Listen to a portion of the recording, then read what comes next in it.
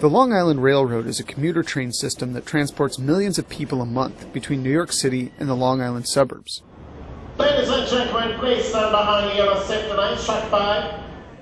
Despite the fact that the railroad has won national awards for employee safety in recent years, a New York Times investigation has discovered an epidemic of occupational disabilities in the workforce. Virtually every career employee who retires from the railroad, as many as 97% in 1 year, applies for and gets a monthly disability check. According to analysis of federal records, former Long Island Railroad employees have collected nearly $250 million in disability payments since 2000. And it's not just engineers, conductors, and other blue-collar workers. White-collar managers are doing it as well. The Times presented these findings to Helena Williams, president of the L.I.R.R. They leave Long Island Railroad, from our perspective, a healthy person going out to enjoy their retirement. And within a short period of time, they are able to qualify for an occupational disability, suggesting that they're no longer capable of performing in the railroad industry. The Long Island Railroad has a unique situation. Unlike many other railroads nationwide, the Long Island Railroad has a closed pension plan that allows employees to reach full retirement at age 50. Soon after retiring, most employees file for occupational disability. Here in Chicago, the Federal Railroad Retirement Board rules on railroad disability claims, and partly due to provisions in the law, almost everyone is approved. Well, I think the acceptance rate is 98%, so the rejection rate, obviously, 2%. It's almost non-existent.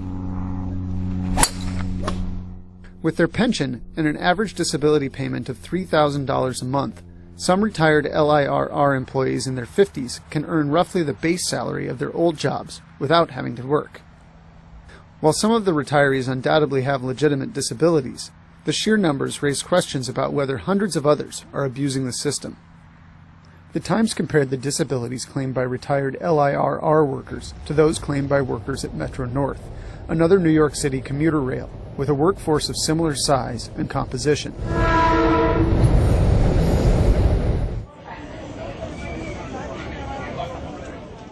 From 2001 through 2007, under the disease category arthritis and rheumatism, there were 753 cases of retired L.I.R.R. workers claiming this disability, and only 32 from Metro North.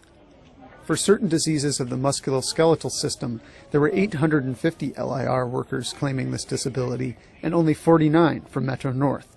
We asked the Railroad Retirement Board about our findings. How does one account for such wide disparities?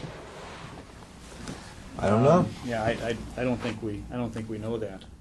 Railroad retirement officials say that the burden of proof for occupational disability is set by Congress. What we try and do is administer the law as best we can the way it's been written.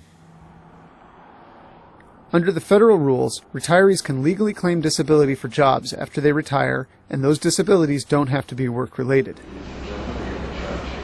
In fact, at the L.I.R.R., white-collar managers have been taking advantage as well, like the L.I.R.R.'s Deputy General Counsel, the Employment Manager, and the Director of Government and Community Affairs. All claimed occupational disability after they retired. Be it as an engineer or be it as a manager at a desk, you can qualify. In reality, you just have a perfect storm, which may be creating this drain on the coffers of the pension fund. During the week, it's not uncommon to find dozens of Long Island Railroad retirees with occupational disabilities here, at Long Island's Sunken Meadow Golf Course. As disabled workers, they golf for free, courtesy of New York State taxpayers. Joe Rutigliano is a retired Long Island Railroad conductor and former union official. The Railroad Retirement Board provides a criteria. If you have the physical impairments that they say you can't perform your railroad occupation, you get one under the law. Rutigliano says he crushed his back in an accident at home. I was a railroad conductor. Okay, I climbed up and down engines, I uncoupled cars, I climbed ballast, I worked the trains, I didn't need to use my legs, my back every day. And since 1988, I worked with a bad back.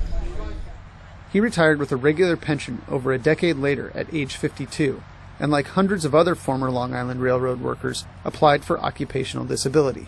The law provides this. They went to doctors. The doctors don't lie. They got x-rays, MRIs. They have bad backs. They have hearing disabilities, and and under the law, they got an occupational disability. It is 5:32. Please stay clear. The closest train goes on track 21. All aboard track 21.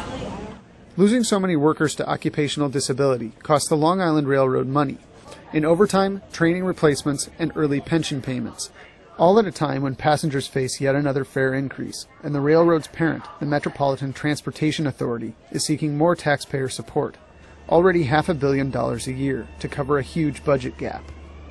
But if you've managed to work for 30 years, get to full retirement at age 50, and have this opportunity that appears to be open and available to you by railroad retirement to document, maybe what is just plain old wear and tear on your body. I mean, let's face it.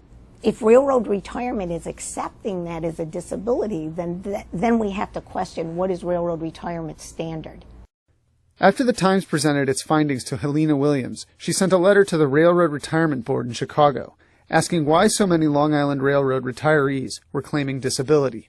Some people may say, well, they're abusing the system. But like I explained before, that is what the statute says, and that is the system. And if Congress wants to change the statute and raise the threshold, that's up to Congress. That's not up to us to do.